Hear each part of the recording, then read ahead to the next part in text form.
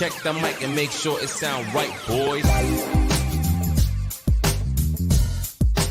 Ladies and gentlemen, welcome to Talking with TalksALot, the variety talk show where a guest and I talk about whatever I want. Joining us today is the illustrious David Blair.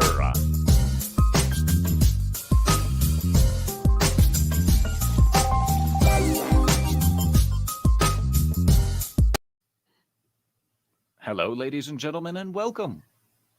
And welcome our awesome guest, Mr. David Blair, Blair to Blair.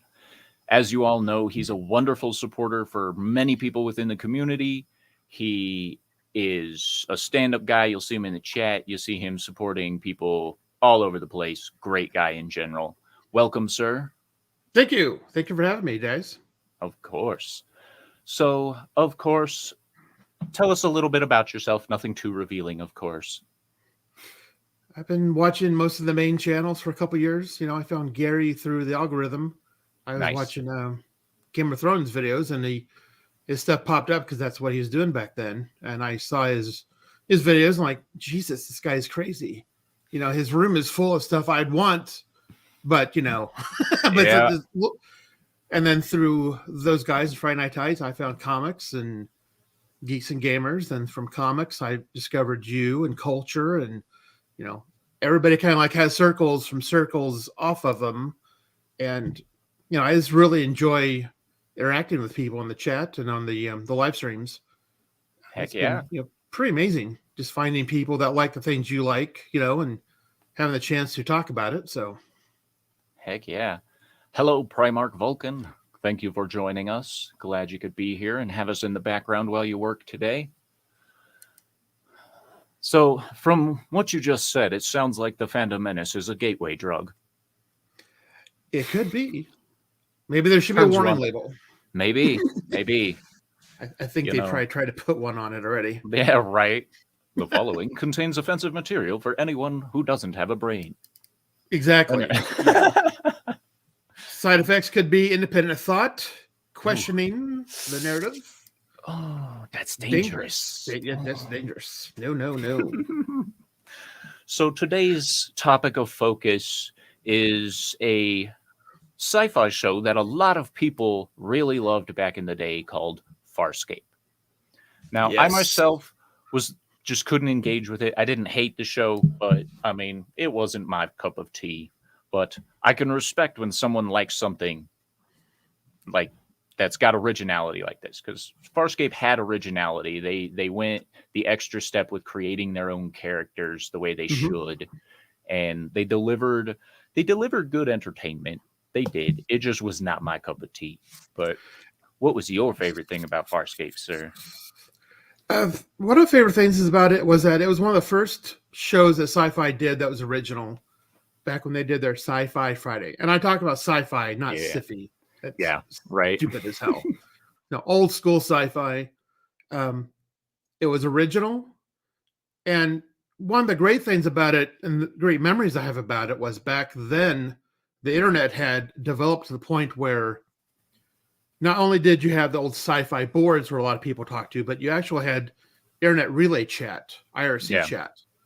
So there was an actual sci-fi chat room that I used to hang out in a lot. And there would be people in there all the time, or a few people or nobody, but you were able to talk to people, you know, live.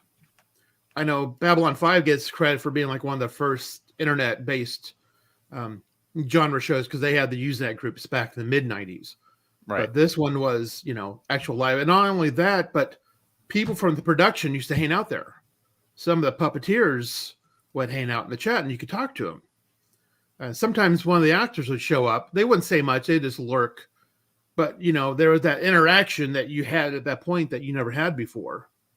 So you kind of like felt you're on the ground floor of this thing. And as it continued on, you grew with it. But like, well, you had mentioned that it wasn't your cup of tea. Other people got that too. And one thing that kind of hurt it eventually was that, you know, you'll hear genre shows talk about how they listen to the fans, but then they respect the fans, but they're going to do what they want. You know, there's kind of a little bit of a distance. Farscape kind of got to the point where they weren't really growing in numbers. So they like really engage with fans a lot. So there are a lot of the in jokes in the show that if you're brand new to the show after a couple of seasons, you weren't going to get. Right. So that kind of turned people off. So they never really grew from what they were. But the fans were really passionate. They really supported the show. Hey, Lasso, how you doing? Hey, Lasso. Thank you for joining as always. But it was just so different because it was made in Australia for one. Right.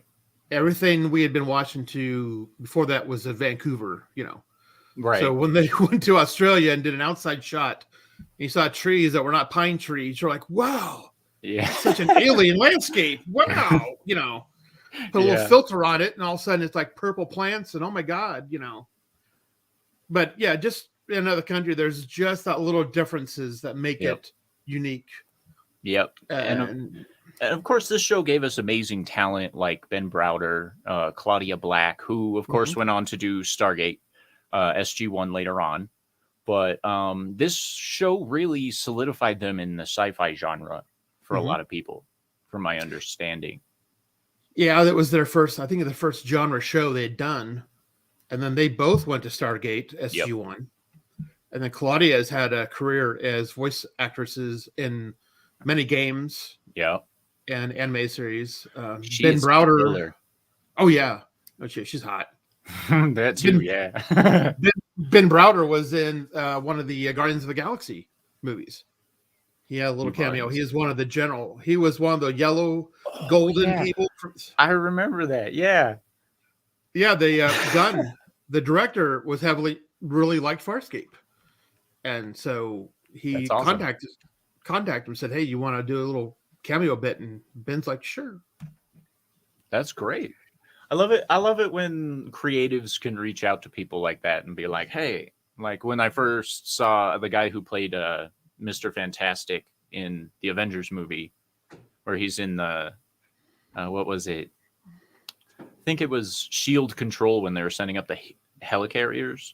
Like, I loved that little plug where he's just kind of there, like, and, it was like, that was his whole thing.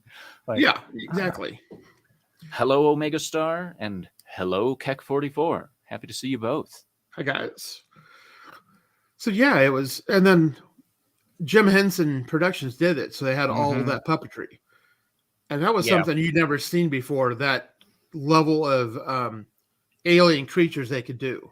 Yeah, because, I mean, Jim Henson's, like, just the company, in order to be able to create creatures, was already, like, top-notch. And then when you bring their design and their puppeteers and stuff into a sci-fi show, then it's going to have some life to it. And the practical effects, as always, are way better than CG, in my opinion. And the practical puppet aliens were really good in this show. They were really well made. Oh, yeah. The best. You had such a variety because it wasn't just a guy in a rubber suit. Right. It was 4 or 5 people maneuvering different parts of this big thing. Or it was an actor who had a headpiece, or it wasn't even an actor. It was just like a puppet thing. Mm-hmm. But, he had 4 or 5 people, because they had aliens who had their faces open up, and their eyes go sideways. And, giant, like, insect creatures were not easy to do. Right. Until they did it. But, yeah, it was just astounding, the creature design they had. Yep. And then the creativity that also went into, like, the character development, like with, what's his name? Dargo. Yeah. So his species, how if they got injured, you had to make sure that it was clear, right? Before you could stop. Like, it was the only species I've ever seen where an ass whooping is a med kit, like, I thought that was interesting. And yeah, just, that kind of level of design, like you said, only way to cure him was like this, to beat the hell out of him until they started clear fluid came out of him. Yeah. Where others. It was one of the weirdest twists. And that hooked me in through the first season, was just the weird little twists. But like I said, I burned out after about halfway through the second season. But like the blue lady. Zahn. Zahn being like a plant creature. Yeah, exactly. That was like a sentient amazing plant. Yeah. Like, you don't see, like, it's way better than getting a rock. Like, oh, Yeah, this is yeah. a boulder. Geode could take lessons from Zahn, For those real. people. Grow some And she legs, man. wasn't just a plant. She was like this sensual, super Right? sexual being that Yep. was like, galaxy wide known for being, super hot. There's like even Yeah, like and a myth of the certain, I don't know, even I can't remember what it was called, but they're like, ooh, you do that? Can you do that? yeah. Right. And part of me thinks that Zahn's character was the inspiration for some Mass Effect characters too. I wouldn't doubt it. 'Cause, A lot of yeah. people saw that and got inspired by Mhm. the designs. Now that actress, she had to leave because not only did she do the makeup on her face, but she did like full body makeup Right. because they were several times where they showed her nude and just had something Yeah. obscuring the Right. parts. But it got to be a little bit too toxic for her, the makeup, so she had to leave, which Yeah, is unfortunate. back then that was like the lady that played in Goldfinger that got dipped in the gold. She originally wound up with like heat exhaustion and stroke because she couldn't sweat. Mhm. Back then when they were using the heavy latex base that didn't have any breathableness to it, it would cause a lot Right. of issues. But I mean, you wouldn't be able to tell looking at her in the series that she was suffering any type of adverse effect from the body paint, which Yeah, it was cumulative. It wasn't just like one thing happened. It was just after days and days of wearing the stuff that it got to her, which was a shame that she had to leave. But yeah. other people in shows like Andromeda, Hmm. that show, they had that hairy creature, that Rev Bem character. Yeah. He had to leave because he wore like a full body suit of fur, and after a few seasons, he couldn't take it anymore. He was just hard Right. work putting those prosthetics on. Well, the guy who did Cardago, Hail Vince.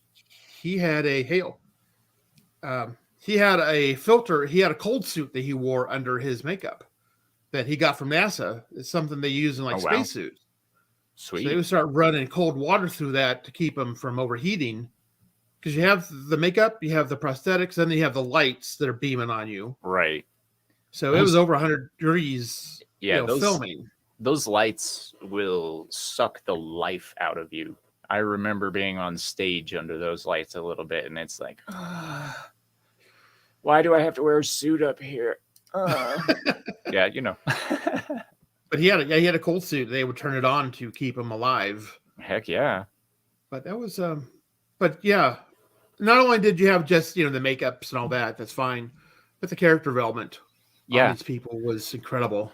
Yeah, they went into depth on character backgrounds and development and allowing the characters to come out, and I feel like the actors were like the perfect choice for bringing out who the characters were. They didn't like settle for big names, or they didn't, just go for shock factor on like, effects or anything like that. They actually took the time, and that's one of the reasons that I admire Ben Browder, Claudia Black, and several of those other actors so much, because they actually do take the time to bring their characters to life, unlike a lot of modern people. And you could see that in the show. The writing. Ben Browder started out as a fish out of water astronaut. Eventually, he morphed into a badass, confident leader of a space crew. Yeah. And Claudia's character was this very regimented, militaristic person that finally got in touch with human feelings and could relate to other people outside her own species. Yep. It was just a great show. And eventually, at 4 seasons, that seems to be when Sci-Fi pulls the plug on stuff. They canceled it because it wasn't growing the way they wanted. They wanted to start moving off into other things. They're going to bring SG-1, Stargate SG-1 on. They finally secured the rights to do that. And so they canceled it, and they did it on a cliffhanger, a really big one. Yeah. Basically, Ben Browder and Claudia Black's characters were destroyed. They're turned into chunks of crystals, and that's how they ended. And people just had a fit. Well, yeah, that's understandable. It was such an uproar. And the way the internet had gotten to the point where it wasn't just letter writing campaigns. It was, people got a website together. They got message groups together. They're talking on chats. Facebook didn't exist by that point. Right. I think Friendster was around or any of that stuff, but it was like internet relay chat, web rings. You'd have a web page and you're part of a web ring of other web pages with the same topic. And they were able to get enough of a noise on the sci-fi message boards even too, for sci-fi they wouldn't bring it back for a full season, but they brought it back for a 4-hour miniseries to help close off the storylines. Right. And thank God they did that, because it actually tied everything down together. You found out what happened there, but yeah, it was a condensed season. It was really, action packed. But when they came out with that, I mean, the first shot of the Peacekeeper ships rising out of the rings of a planet and attacking the I can't remember the name of the people now, but it was like, oh my God, because they put some money into it too. It wasn't just a crap shot. Yeah, but they give it a nice little bow and a goodbye, and a proper goodbye. Yeah. And it continued on comic books for a while. And every 10 years or so, you'll hear a rumor that Rockne O'Bannon wants to bring it back. Right. They'll focus on the Ben and Claudia's kid would be the main character, and they're not in the show. They're just like, missing one of the scenes, go find mom and dad type thing. Right. But it never comes to fruition. And I really honestly hope they never do bring it back, because especially it's today. Yes. Yeah. Especially in today's day and age where they just ruin it anyway. I mean, and here we go with the bots. You sons of bitches. Oh, that one is back. Hello, Goblius. We're talking about Farscape. Hail, Elagabalus. The only time I've ever messed up your name. Yeah. Like, of course. Channel Yeah, 9 Lasso. Lasso Tooth. Yeah, we kind of went after SG1 unfairly, blaming them for taking Farscape off. And they had nothing to do with it, but still, Sci-Fi wanted to make room for them. And a lot of people give them a lot of hell on the Sci-Fi boards. I remember that. They were like, please, we didn't do this. Give them a chance. Eventually, they won the fans over, but that's because they brought two of the main characters from Farscape over. So yeah, right. So you're a physical media guy, right? You prefer physical media? If I can get my hands on it, yes. Yep. And of course, I have the Blu-ray box set. The Blu-ray box set. And then the Farscape movie that came out was called The Peacekeeper Wars. Right. I remember seeing adverts for that, actually. And when I bought this, I couldn't find it in America. I had to buy like a German copy. Oh, wow. It's in English and all that, but yeah, it's kind of weird. It wasn't out in the States when I bought it, but yeah, I've actually run into that with a couple of things where I had to go and find some like cheap Chinese bootlegs of some movies I wanted to see because they were only available on digital. I'm like, well, screw you, Disney Vault. I'm going to Hong Kong. Yeah, exactly. But yeah, that was, and that was, we all know about the Snyder Cut, where they, pestered those people for a year. They finally got the Snyder version release of Justice League, which is great. I love that more than the Whedon cut. But, there have been other fan campaigns in the past, like Farscape. They couldn't bring the series back, but they're able to at least give it a nice goodbye, a proper goodbye. Right. Yeah. And they had a habit of just dropping the shows without a proper goodbye back in the day. And I'm glad that this one actually got a good, proper goodbye because, like, I'm still upset that Atlantis never got a real conclusion. Yes, exactly. Stargate SG-1 could have gone on forever. They're talking about a reboot, but like I feel like Atlantis was where all their potential was, and they dropped the ball on that like crazy. Yeah, so. And then Stargate Universe, that was so bad. They tried to modernize it too much. They went for too much of the dark, edgy feel with not enough of the original soul of Stargate, in my opinion, for that one. But then what happens? It like happens a lot of these genre shows where They left on a cliffhanger. They go off into space. Everybody's in hypersleep, and you have no idea what happens. They might release a comic book or a book, or Yeah. But my wife and I like to joke that they just all died in the pods. it's what happened. They missed their next galaxy point and just went off into deep space, and they're dead. I mean, at this point, they've been asleep for what, 10 years, 11 years now? Yeah, it's been more than a decade since that ended. So, and nobody cares. Nope. Nobody gives a damn. Nope. But there was Farscape was a good instance of a TV show. People rallying against a TV show. Yes. Another movie that was different. Back in the early 90s, Clive Barker released Nightbreed. It was based on his novel Cabal. And it was such a dog's breakfast of a movie that I think Clive just didn't even want to do movies after that happened. They took what he wanted. He wanted if you're familiar with it, all of the monsters are actually the good people, and it's all the humans who are the monsters. Right. And he wanted to bring that story to film, and the studio didn't know how to handle that. That wasn't part of the normal storytelling, good versus evil, Right. So they made a lot of cuts. It just turned into a mess. And people always wish that he would put out his director's cut, his version of it. Right. But the production company couldn't find the footage. It was missing, Yeah. Until finally one day, there was somebody was visiting Clive's house, and they noticed a videotape on a shelf, some videotapes. And they asked what they were. And I said, well, it's like, outtakes from Nightbreed. So they played them, and they are very poor quality, very bad, but all the missing parts of the movie were there. And they got excited. So they got permission to take these and put them into a movie and make a cut of a movie. That became known as the Cabal cut. Right. And they wanted the theaters to, or the production company, I think it was Silver Creek Productions. Okay. They wanted to kind of put some pressure on them, so hey, we can make money on this. So they went around and they would rent out a movie theater. I actually saw it in Chicago at the Portage movie theater, and they showed the Cabal cut.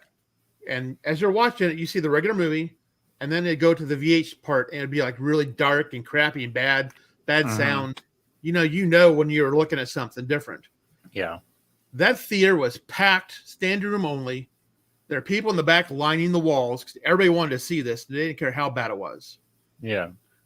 And every time they would make a showing, they would then tweak it a little bit for the next one, because they made some money from the theater to put some money into the technology to make it a little bit better, make it a little more viewable. And it was a big online presence. It was called Occupy Midian was their hashtag back when Occupy Wall Street was a thing. Right. Everybody started doing Occupy whatever. They did Occupy Midian. They had Facebook by the time, so they had Facebook accounts, everything. So the word got out. Everybody came to see these. It showed the production people that, there's an audience who's going to buy this if you put it out. Lo and behold, somebody found all the footage that was missing for 20 years. Yeah.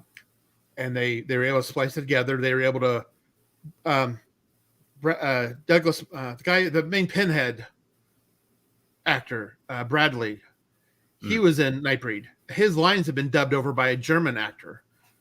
So when they re-released it, he was able to come in and record his lines again. So now you can see his voice in the show.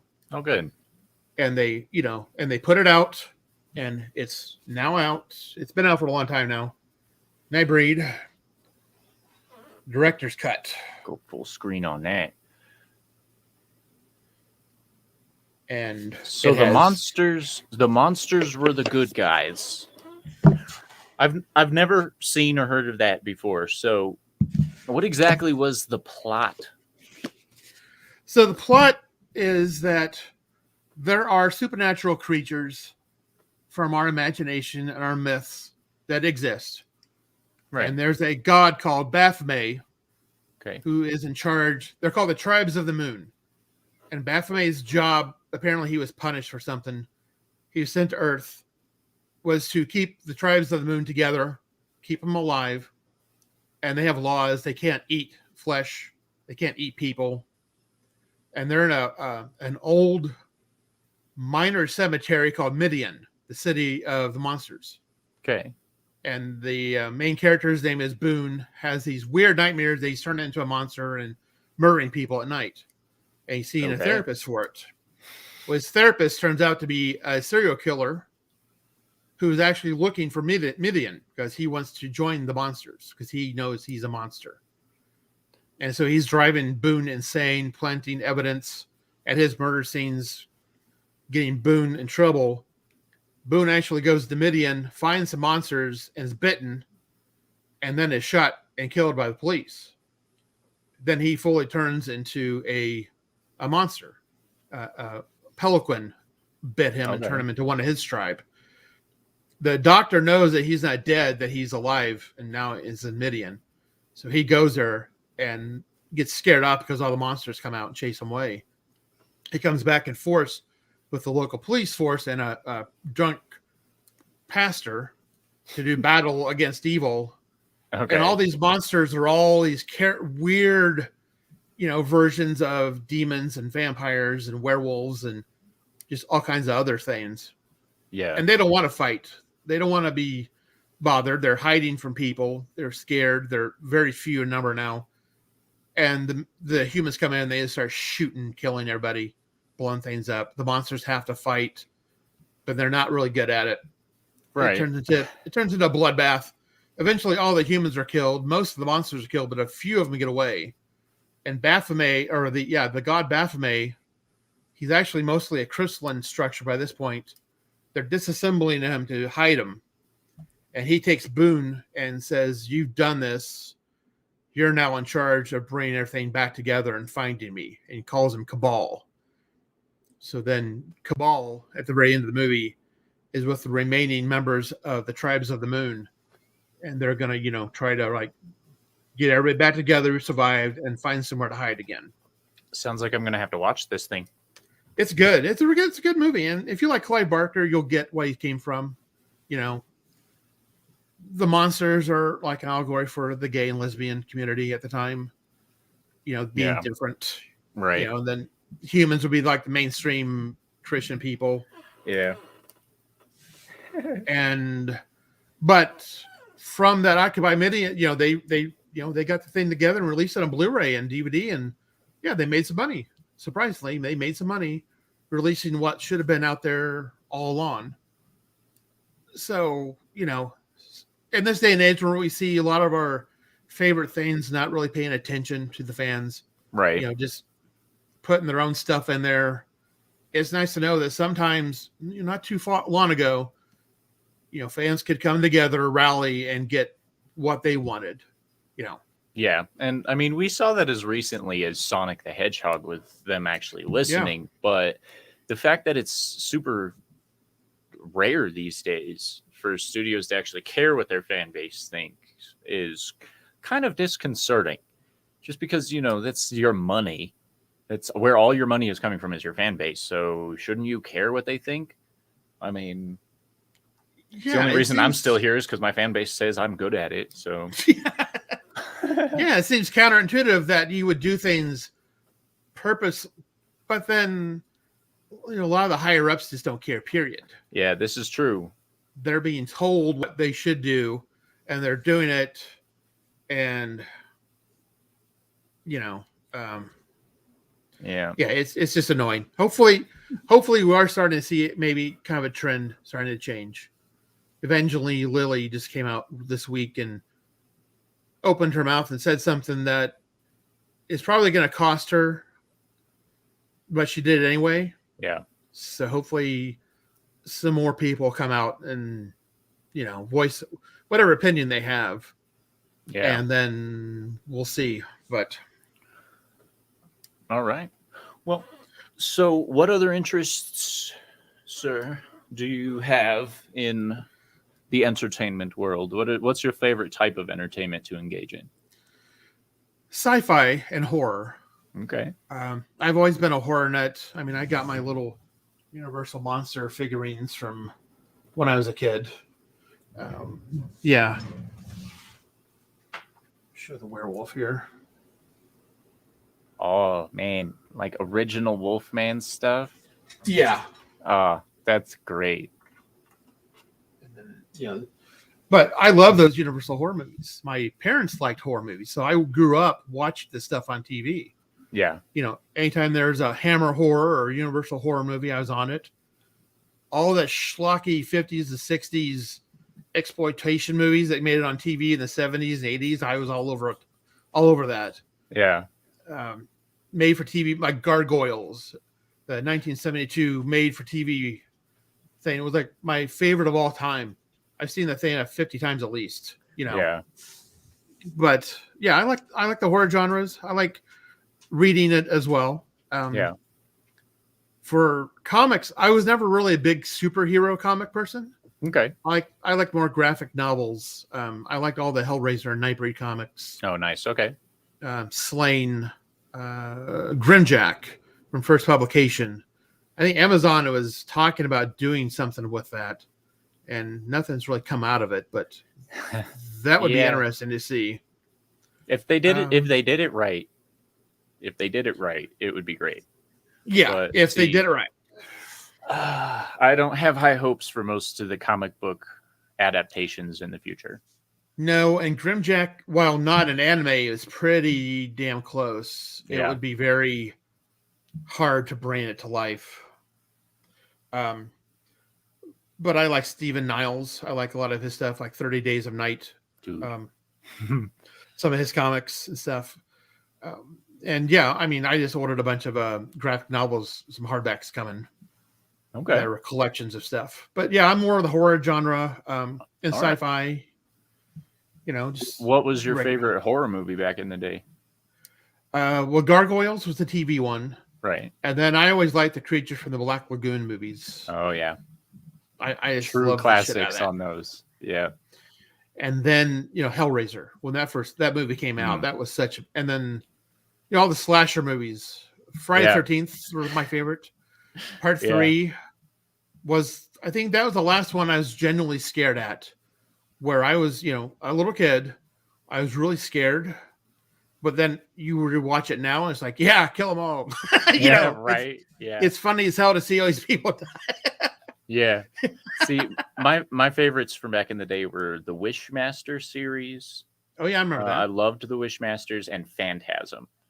And the Phantasm movies, like those ones got me hooked on like the old school movies, because the way they did it, Boy and the Tall Man and all that, like Pumpkinhead, like some of those more obscure ones are some of my favorites. Like they just did such a good job on them. Like 70s horror movies are like very weird, very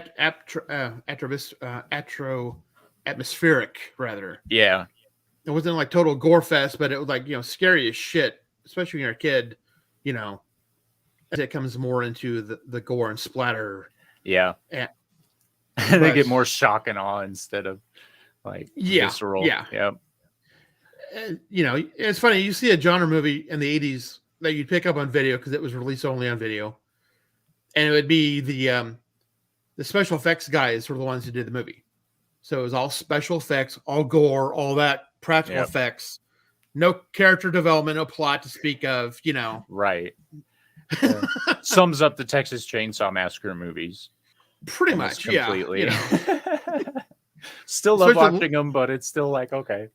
Yeah, the later ones especially, you can tell some, But yeah, a lot of especially the 80s were like, oh, good. Did you ever? I don't know if I'm remembering the name of this movie correctly, but I think it was called Life or something like that. It was an old vampire movie. I think that's from space. Vampires from space. Yeah, that was called Life Force. That's Patrick Stewart was in that one. Yes, that's the one I'm thinking of. So, I had never heard of this movie until like 2010, 2012, somewhere in there. And everyone that I talked to about it was like, "This is a great movie. It's great. It's a cult classic. You got to watch it. It's super." I watched it and I was like, "Did that movie have naked people throughout?" like, I don't think I've ever seen a continuous nudity like that outside of, special productions. Let's say that was a strange ass movie, but that was British. That was all from Britain. Yeah, that was a really good one. It had enough money to make it look good. Yeah. But it never got the big release, so it's like one of those little gems you find. Yeah. You really love that. But I remember I was a kid. It was one of the Roger Corman ripoff movies. So, he did the Battle from Beyond the Stars, that big Star Wars type thing. They had John Boy from the Waltons in it. Yeah. And then he took those special effects and used them in movies for years because he wasn't going to be spending money when he didn't have to. And I can't remember the title of it now. Space Raiders or some shit. Okay. I remember skipping school just so I could see that on HBO. And when I watched it, I'm like, Jesus, I should have just gone to school. That movie was so bad. And I was like the perfect age for it too. Of course, it had an annoying kid in it, so that's what probably killed the whole thing. Right. But otherwise, it was just like god awful. Yeah. Man. So there were a lot of those god awful movies back then, and when you brought up sci-fi original movies, a flood of terrible sci-fi horror movies came to mind. What was it, Bigfoot versus Mega Croc and stuff like that. And I'm like, when did you guys make the switch to this? Sharktopus versus whatever. Yeah, it's like what? I like to tell myself it's Sharknado's fault, but I know it happened before that. Yeah. So it's like who comes up with these ideas, and why can't I get funding for my stupid ideas like this? Right, I know, right? You get to that point. Million. You get to the point where I'm smarter than these people. Give me a chance. Give me $500,000. I'll do better than this shit. Yeah, it's and stop hiring rum-soaked directors that what'll be a great movie idea. Yeah, let's just let's throw boobs in with the piranhas. It'll work out great. Yeah, and then the worst CGI effects known to man. Yep. All of the sequels to Lake Placid. I think there were 2 sequels to that, and that's where I first started questioning myself on my taste in movies, because I was like, I don't remember the first one being this terrible. It wasn't, and I wasn't. It was what? Yes, it's got worse and worse. Yeah, exactly. Boobs and piranhas. It's a whole script. That should be the title of the movie. It really Boobs and piranhas. People will show up. See, these movies like that are the reason we wound up with Creature. If you've ever seen that god awful movie with the crocodile, half human, half crocodile monster dude down in Alabama that's all inbred and backwater. I didn't see that one, thank God. He's my brother, she's my pal, we all live in Arkansas. It's I couldn't even enjoy that movie shit-faced hammered. Okay, that's how bad that movie was. I quit watching sci-fi just for that. Yeah. I'm not watching this crap. No, I refuse. I'm taking a stand, people. Yeah. The line must be drawn. But then you have so many, how many internet-based channels now, like Crypt TV, Shudder, others like those that are coming out with some really good. They are. Shudder is coming up with some of the best modern horror that's coming out these days. I can't remember the names of any of them because I'm bad like that, certain recreational choices I make. But yeah, Shudder has some super, super good movies on there for being B-rated, as people call them. And some of the B-rated movies were way better than the mainstream horror. Yes. Yeah, they have a special place. Yes, like you said, they may have been B, but they're like way better than whatever the A list was. Yeah, and it all comes down to rewatch value. Yes. And like you can watch some of the mainstream horror movies and stuff like that and be like, okay, I've seen it. Done. But with some of the older ones, you're like some of the more obscure ones, you're like, I gotta watch that again. Because I don't think I got it. And then you watch it again and you're like, I missed like all this shit in it. Or you'll come across the first time. You're like, I haven't seen this in a while. I'm gonna watch it tonight. Mm-hmm. You know, whereas one of the main ones you're not gonna bother because you know it. But you'll watch that crappy B movie and just remember how good it was, you know. Mm-hmm. Or you'll tear it apart now that you're older, like, you know, I see that scene moving. Come on, man. What are they holding? It's a kitchen appliance. I see it now. But you still remember how, you know, you still kind of buy into it, you know. Yeah. Yep. My son is one of those people that notices all the little things in movies. That's all like, why? This is what year is this set in? 1950. Why does that guy have a Rolex, a digital Rolex? That doesn't make sense. You know, it's like, thank you. Yes, that was the whole point of the movie, was the watch. Thank you for watching. So I feel like suspension of disbelief is lost on some people, especially when they're 13 and they don't have a prefrontal lobe yet. It's just all like, like we were watching this intense scene in, I think it was Under Siege, and the one thing he catches on to is the dude's outfit in the back doesn't match everybody else's. Like, these are all sailors in uniform and stuff, and he's like, that guy back there is not wearing his uniform. I'm like, dude just got shot. And you care about his uniform? Come on, like, Steven Seagal is about to do something cool and about to rip a motherfucker's throat out. Yeah, and you're focused on the. I know my son's the same way. He drives me insane over that stuff. But you know, Netflix is doing a lot of good stuff too with their horror stuff. I just watched Midnight Mass a while ago. I watched Midnight Mass the last couple of days. Okay. And before that, Archive 81 is really, really good. It is really atmospheric. There's not a lot of blood, gore stuff. It's just creepy as hell, and I love that kind of stuff. Nice. You know, so as far as modern horror movies go, do you have one that stands out in your mind within the last, let's say, decade? Give it some padding. Not really. Yeah. There gets to be kind of a point where you just kind of check out. Yeah. You know, if it comes out on streaming, you'll watch it because you're not going to go to the theater to waste time. But yeah, like the stuff you discover on Shudder and Netflix is, I think, the best stuff going on right now. Yeah. Yeah, because they have time. You know, you have like 7, 8, 10 episodes, like 10 hours of it. Yeah. Not an hour and a half. So, but heck yeah. But I'm really enjoying that. Did you ever get into those American Horror Story shows? I could never get into those. I tried. I didn't see I didn't see the first one. I saw the which one was it? I saw the Apocalypse. Well, the one where they did the hotel. Right. Yeah. That was the one I saw as well. Yeah. The American Horror Story Hotel. Yeah. And then the Revelation one where it was like End of the World, the Apocalypse one. Right. I thought it was kind of cool. It was. I still watch Walking Dead. Moments. You know, like all the Walking Dead variants. I stopped watching them for a while, and then I got caught back up because Walking Dead's finishing this year. Finally, after I thought they already had. That sort of shows how much I pay attention anymore. I remember in season 5 that they're just talking about we can make this go for 10 or 11 seasons. I'm like, no, you can't.